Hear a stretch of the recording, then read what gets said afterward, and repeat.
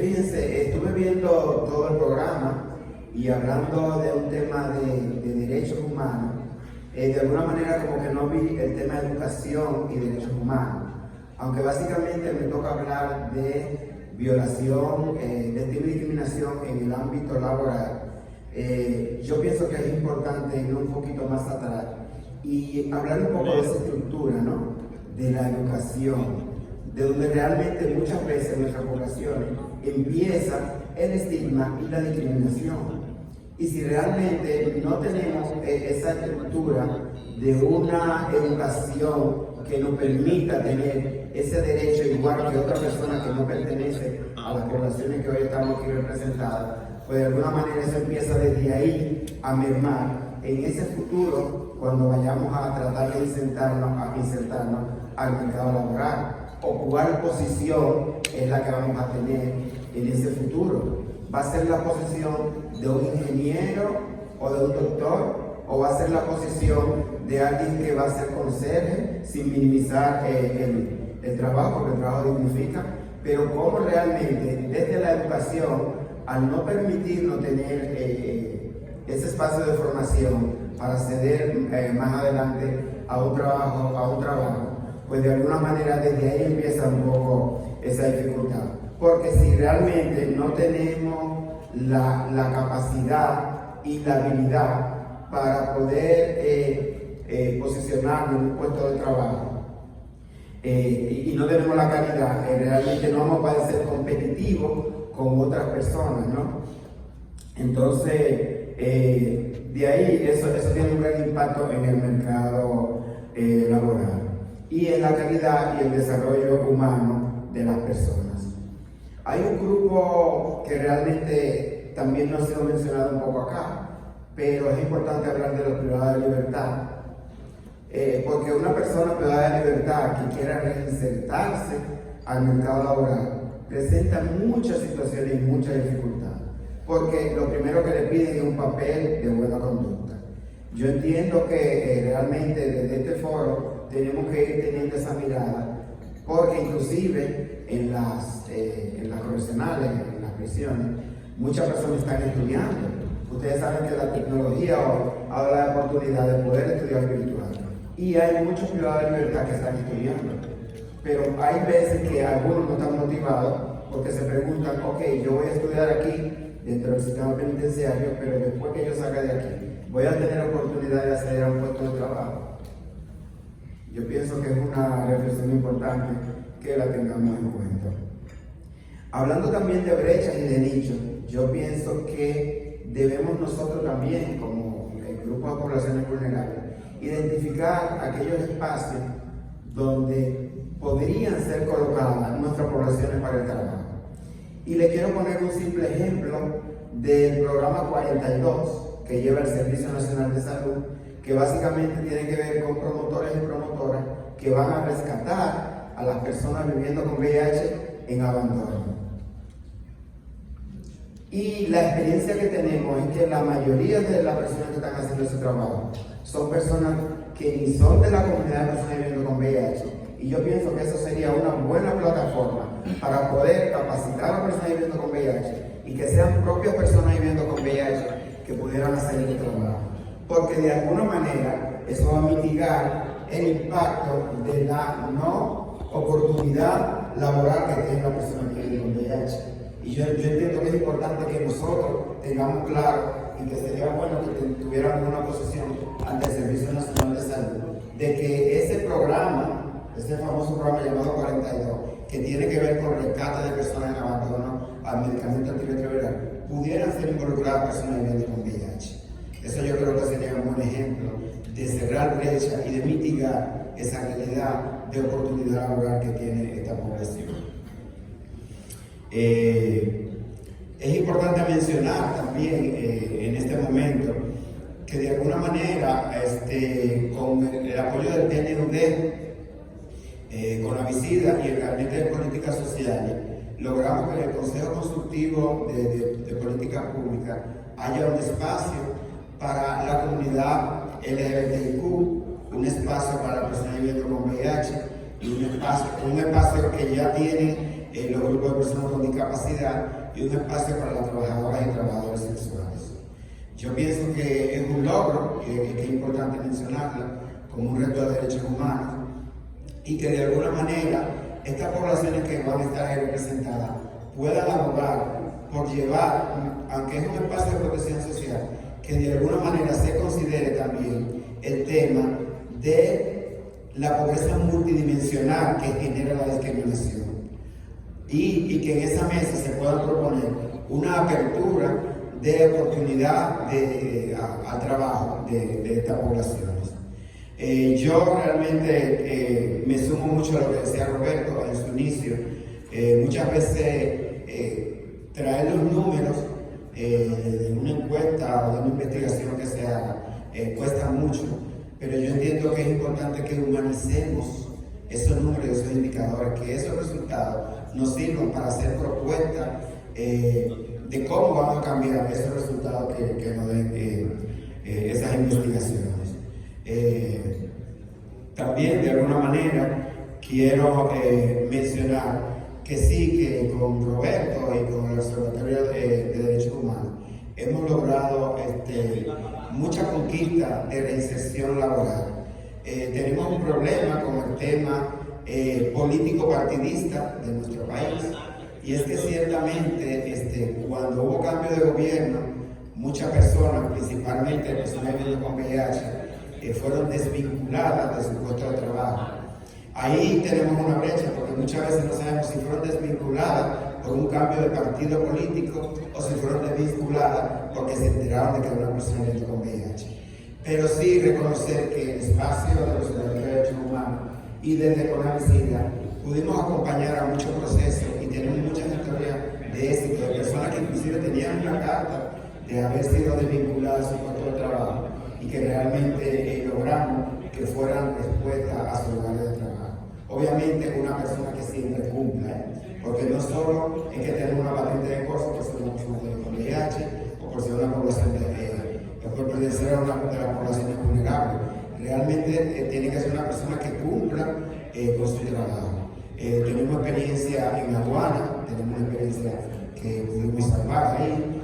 En educación, estamos hablando de instituciones del Estado, en CONANI, se presentaron muchas situaciones de personas que fueron desvinculadas y que nos pudimos acercar y lograr exitosamente que estas personas sean respuestas a su puesto de trabajo. Quiero cerrar diciendo que nos mantengamos unidos, que realmente en la unión está la fuerza y que falta mucho trabajo por hacer para que realmente podamos seguir avanzando y para ser reivindicado el derecho de nuestra población. Gracias.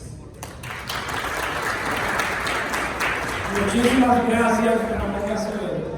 Rápidamente, para economizar el tiempo, que pase por acá, Dulce Almonte, la recibimos con un dulce aplauso también.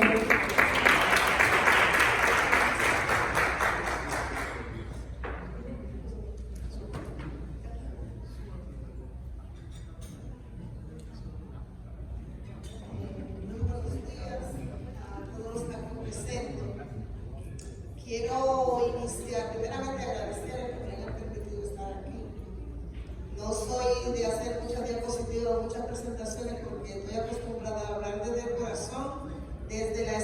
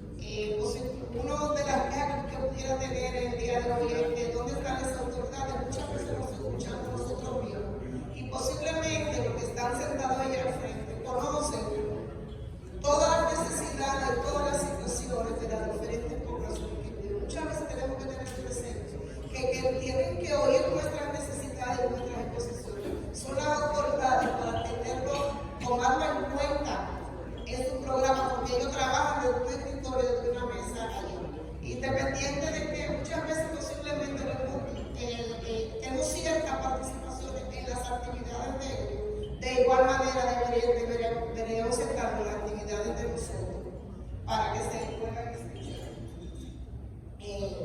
Tenemos leyes y programas que debemos de aprovechar, debemos de divulgar, debemos de educar a la población que es objeto de estas discriminaciones a saberla usar. Eso se ha perdido bastante. Está la parte que tenemos en contra de los financiamientos, que no ponen presupuesto para estrategias de derechos humanos. Ya eso se dijo anteriormente, en cada mayoría de los proyectos metieron una parte para lo que tenían que ver, no directamente al activismo, pero sí para el tema de defensoría y de derechos humanos y de ver toda esa parte comunitaria. Ya el día de hoy, la mayoría de los que somos activistas, que somos y hemos sido activistas, muchas veces tenemos que dedicarnos directamente a una labor per se para poder tener posiblemente algún sustento, porque cada quien tiene su vida personal, no es solo el activismo. Ya esa parte, cuando nos fundíamos completamente solamente en la parte comunitaria y del activismo, ¿no? Hoy tenemos también que ejecutar, porque se ha perdido esa parte de apoyo a los directores o defensores de esas instituciones que antes sí existían. Las agencias no tomaban en cuenta esa parte, hoy prácticamente solamente toman en cuenta, como decía Nairobi, los números, los comunitarios, cuántas pruebas, cuántas personas llevaste al centro, pero no somos números. Detrás de llevarme al centro, yo tengo una vida completa detrás de mí, una comunidad, una familia y un ambiente completamente discriminatorio en diferentes áreas. Está la parte de los derechos diferenciados. Si bien vamos a tener temas de medicamentos diferenciados, también debemos tener derechos diferenciados, porque hay muchas de las poblaciones, trans, hombres, trabajadoras sexuales, usuarios de drogas, cada una de esas poblaciones, aparte de tener varias personas viviendo con ellas, también tienen otras discriminaciones y poca facilidad de acceso a ciertos servicios o al mismo acceso laboral. Muchas veces hasta 30. Si son positivos, mucho más. Está la parte de retomar parte del activismo, posiblemente utilizar los modelos que usamos para describir los logros que tenemos en tratamiento en derechos humanos. Porque somos una población que necesitamos un poquito más allá que una pastilla. Entonces es importante que tomemos en cuenta, vamos a usar todo eso que fue como esa columna vertebral de los logros que exhibimos hoy, vamos a transferirlo, esas experiencias, al tema que tiene que ver con derechos humanos y acceso laboral. Vamos a ver cómo podemos romper la barrera que tenemos entre los empleadores y los laboratorios. Toda esa violación de derechos, cuando uno va a hacerse una prueba para un trabajo, te mandan a hacer tras bastidores las analíticas. Te están violando el derecho a obtener el trabajo, a la oportunidad. Pero muchas veces también te violan el derecho a controlar la confidencialidad y te violan el derecho a conocer tu estatus serológico a tiempo. Porque muchas veces ni siquiera te lo dicen, simplemente te tenían en el trabajo. Y quizás muchos años después tú te puedes dar cuenta, te están negando la oportunidad de entrar a un tratamiento de manera oportuna.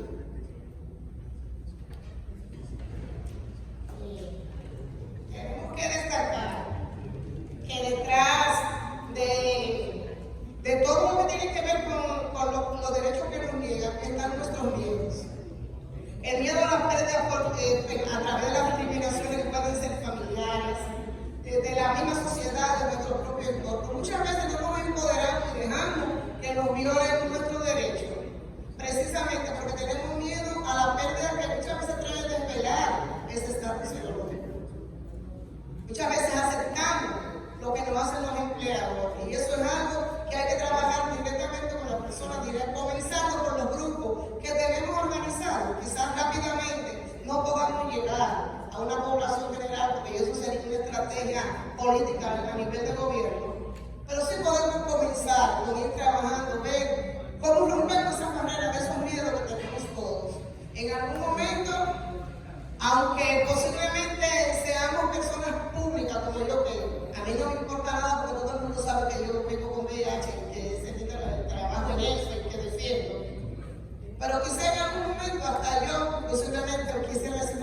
Quizá en este momento ni siquiera quiero salir en la prensa porque ya mi nieta tiene 12 años y no quiero que la vayan a relajar decirle que su abuela vive con VIH. Entonces, de esa misma manera, muchos nos botan del trabajo, no vienen del trabajo y ni siquiera nos atrevemos a utilizar los recursos que sabemos que existen por miedo a las pérdidas que nos puede traer, que a veces es más grande que haber perdido el trabajo o no haber entrado a uno.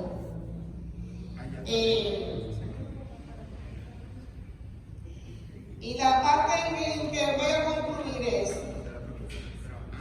que tenemos la meta 95-95 y la tal meta de fin al SIDA al 2030.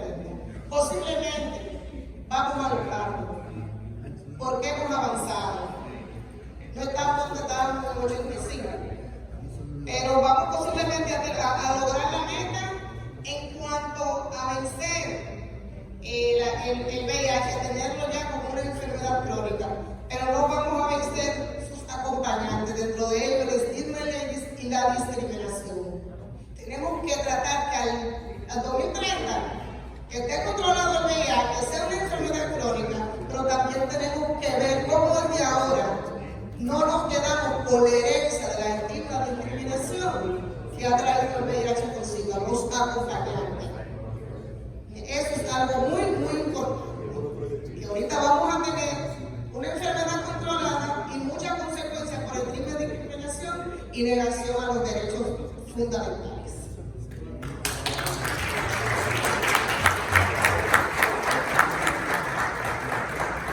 Muchísimas gracias, Dulce, por esas palabras tan valientes como siempre.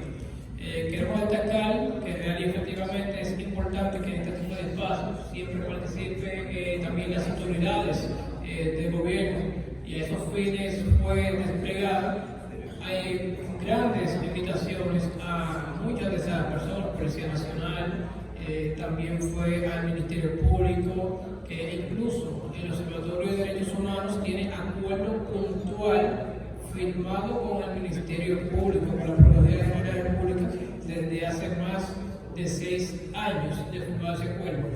También se invitó a diversos actores, pero lo importante es que se hicieron los esfuerzos, y agradecemos que del Ministerio de Trabajo hayan decidido acompañarnos en el día de hoy. Agradecemos también a Giselle Millán, que está por acá, también del Departamento de Igualdad y No Discriminación del Poder Judicial, así como del Ministerio de Trabajo. El automático. Sí.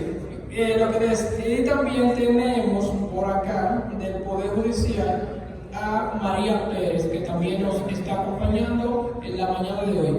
Y así sucesivamente también de la Policía Nacional fue invitada personalidades, tal vez se enteren, en el transcurso del día también viene el diputado Juan Dionisio Rodríguez Restituyo, que tiene un panel en la tarde. Él había informado que la mañana de hoy tiene una rendición de cuentas en el Congreso que le impedía formar parte, estar con nosotros desde temprano, pero a partir de las 2 de la tarde él va a estar acompañándonos en el resto del foro.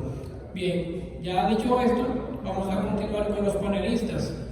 Ahora le toca la palabra a Fidelia Rincón, no sin antes hacerle una aclaración. La agenda que ustedes tienen en mano sufrió a último momento un pequeño y ligero ajuste, en el cual estaba contemplado también Corazón de la mano de Karina, pero Corazón y Karina de manera también estratégica y cosas que no somos humanos, no pudimos ver con esa claridad en el momento oportuno. Pues bueno, la hemos movido para el tema de la ley de igualdad y no discriminación, porque al igual que el Conavicida, el Observatorio, COI, Corazón ha formado también parte fundamental en el impulso de esa ley, y consideramos oportuno que ellos deberían estar, como diría Karina, ellos deberían estar en ese panel. Entonces le dejo con Fidelia Rincón para que continúe con su exposición. Muchas gracias. Un abrazo para Fidelia.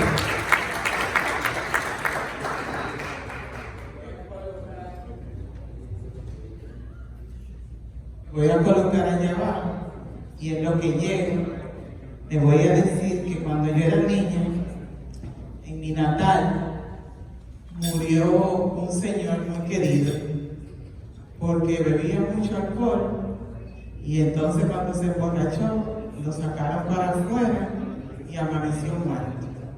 Y yo dije que todos los centros que venden bebidas alcohólicas deberían tener un centro, una enfermería.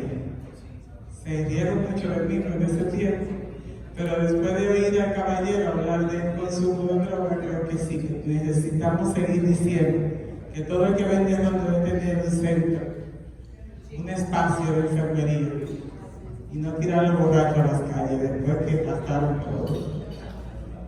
Bien, acuérdense que yo soy psicóloga y que lo que voy a exponer va a estar así amarrado a esa formación que yo tengo, ¿no?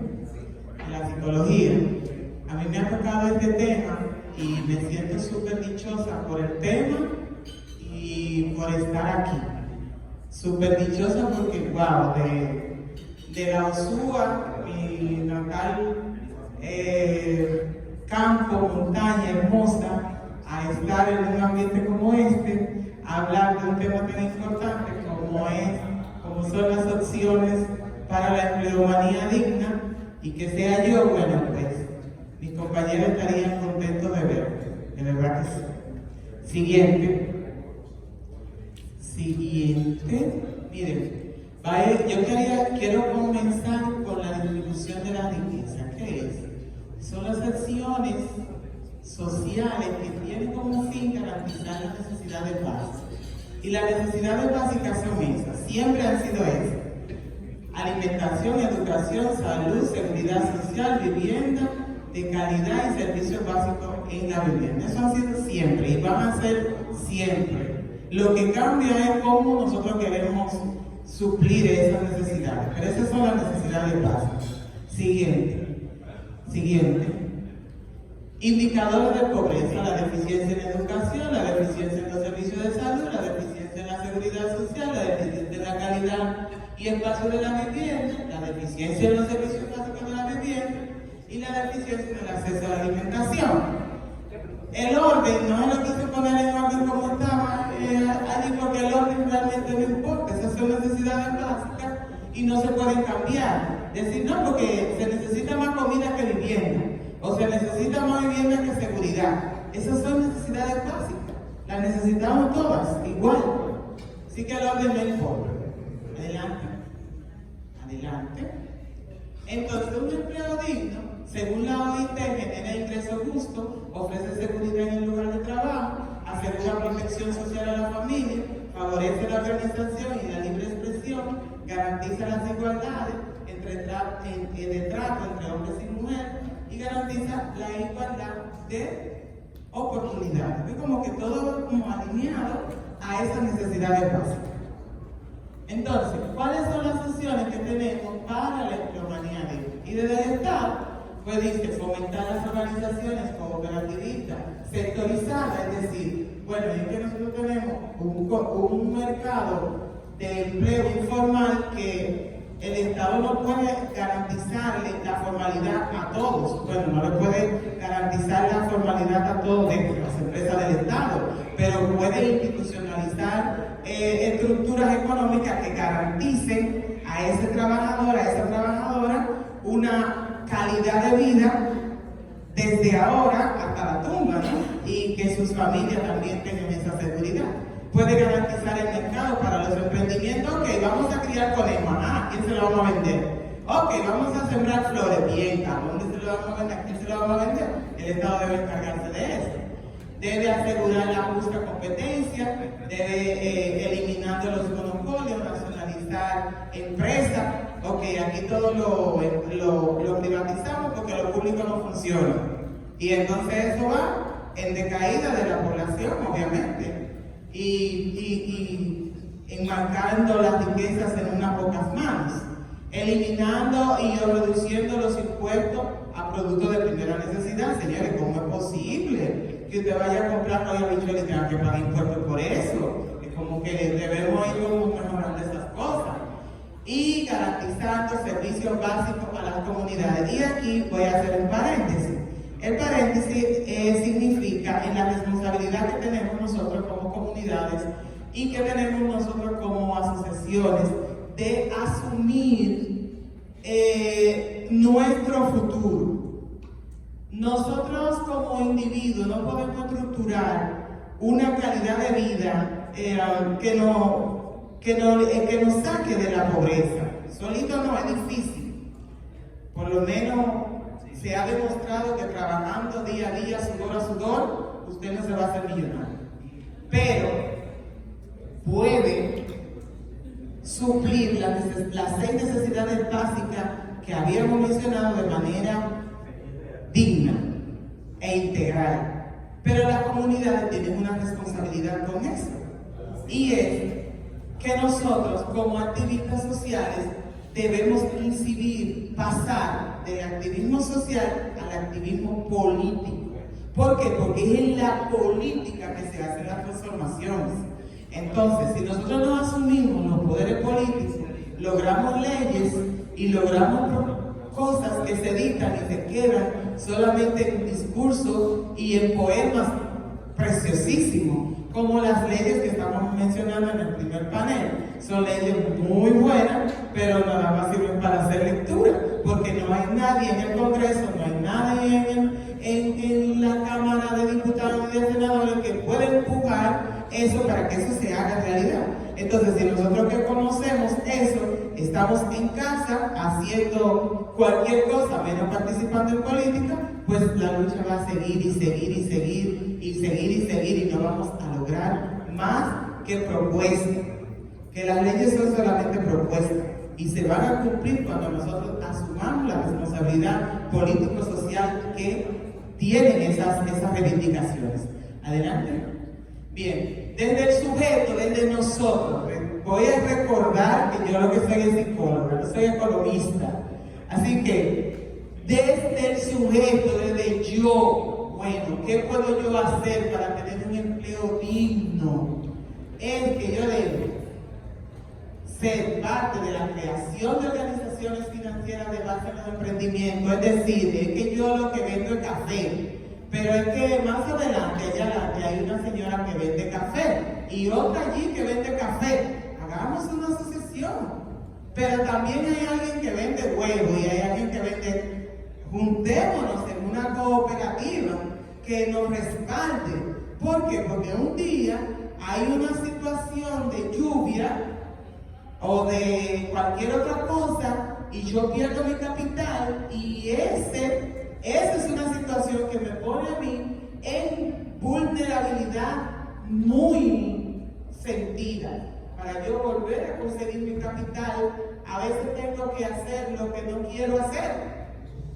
Solamente porque perdí el capital de comprar los cartones de huevo, o comprar la bichuela, o comprar el cubo de helado que era que yo vendía, y entonces tengo que asumir una situación de que pierdo mi dignidad, pedirse lo prestado a alguien y alguien me dice, bueno, tú sabes que conmigo tú tienes de todo, tú sabes que tienes de todo conmigo.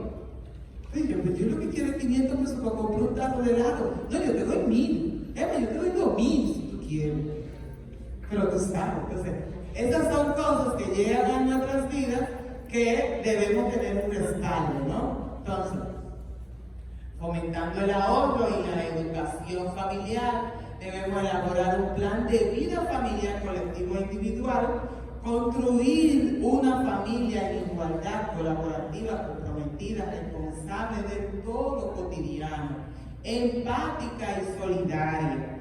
Porque una familia que colabora junta dignifica cualquier trabajo. Ahora, yo salí con una carretilla o salí a mi oficina o donde sea a hacer un trabajo y cuando llego, yo estando chocando con los platos y con la ropa sucia y con todo desde que llego a la marquesina, a la galería, oye, el trabajo puede garantizarme a mí un buen salario, puede garantizarme quizá una seguridad social, pero cuando yo llego a mi casa y encuentro tal desorden, ya no es digno mi trabajo, pues ya yo estoy fuera del proceso. Entonces, la construcción de una familia colaborativa, de una familia que se comprometa con el todo cotidiano, con todo lo que suceda en la familia, con todo el fregado y el planchado y el lavado de platos y el limpiado del inodoro y el arreglado de la cama y echarle agua a las flores, que estemos comprometidos con eso. Entonces, eso va a crear en nosotros una armonía, una quietud, una tranquilidad, y uno sale a la calle, como decimos en Puerto Dominicano, con el cuchillo en la boca a comernos el mundo, porque nuestra casa está arreglada, nuestro mundo, nuestra cama amaneció arreglada, y cuando lleguemos sabemos que podemos sentarnos en un mueble, aunque sean 5 minutos, soltar la cartera y quitarnos los zapatos y comenzar entonces nuestra otra jornada, pero ya de manera más acompañada. Un empleo digno, ¿vale?, inicia con una historia útil para la construcción del futuro que queremos. Una opción de empleo inicia con un autoanálisis FODA. ¿Qué tengo? ¿Cuáles son mis debilidades? ¿Cuáles son mis fortalezas? ¿Cuáles son mis amenazas como persona? La familia que colabora necesita cualquier empleo. La vulnerabilidad termina con la unidad. Es posible que no estemos tan vulnerables, es posible que solamente estemos solos. Es posible que lo que nos falte es compañía. Es posible que lo que no dignifica lo que hacemos es que andamos con miedo y andamos tristes y andamos deprimidos. No se imagina cuánta gente anda muerto de tristeza deseando un abrazo, una sonrisa en las calles, porque no han podido construir un plan de vida familiar colectivo e individual. Sigamos.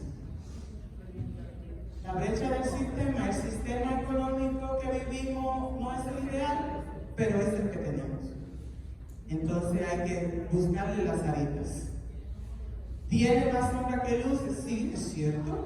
Las oportunidades pasan muy rápido, a veces ni las vemos, así que debemos estar atentos. Entonces, lo ideal es crear un plan para encontrar una oportunidad. Gracias.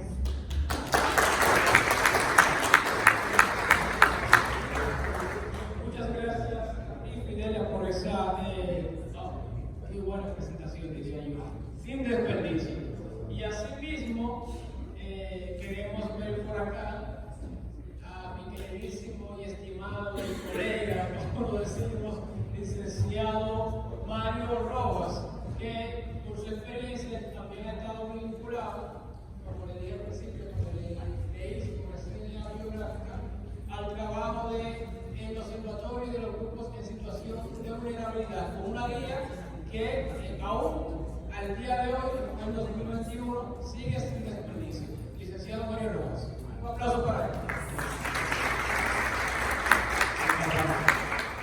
Qué compromiso gracias al Observatorio de Derechos Humanos para Grupos Vulnerabilizados por esta oportunidad que me permite de compartir este tema tan interesante.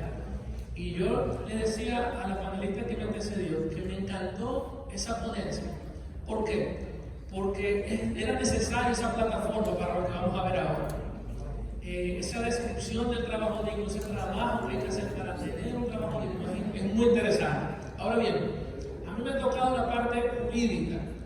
A veces dicen que la parte jurídica siempre es aburrida. Yo espero que no, que la gente no se breve. Pero sí dicen, no, vamos a aburrir. Pero vamos a ver aquí. Procesos jurídicos y marco normativo de cara a la obtención de un trabajo digno. Fíjense, obtener un trabajo digno no es un aspiracional y no es una meta exclusivamente de la República Dominicana. En el año 2022, en el mes de febrero, la Unión Europea emitió una comunicación para los países que conformaban la Unión, haciendo puntualizaciones para que esos países pudieran ofertar y pudieran permitir la obtención de un trabajo digno para su población. Imagínense ustedes la Unión Europea, no estoy hablando de un país bananero ni una de las repúblicas de estas caribeñas, no. Estamos hablando del primer mundo. Y todavía allá tienen ese problema, esa situación de que todavía no está resuelta la de un trabajo digno. Pero por ello es importante ver qué está ocurriendo en la República Dominicana, qué hay en el país respecto de esto. Vamos a ver el primer slide. ¿Qué dice la Constitución? ¿Por qué la Constitución? Porque es nuestra Carta Magna. Decía Humberto, la Carta Magna es la primera línea jurídica para este tema. Recuerden que tanto la salud como el trabajo son ejes transversales para el tema de la vulnerabilidad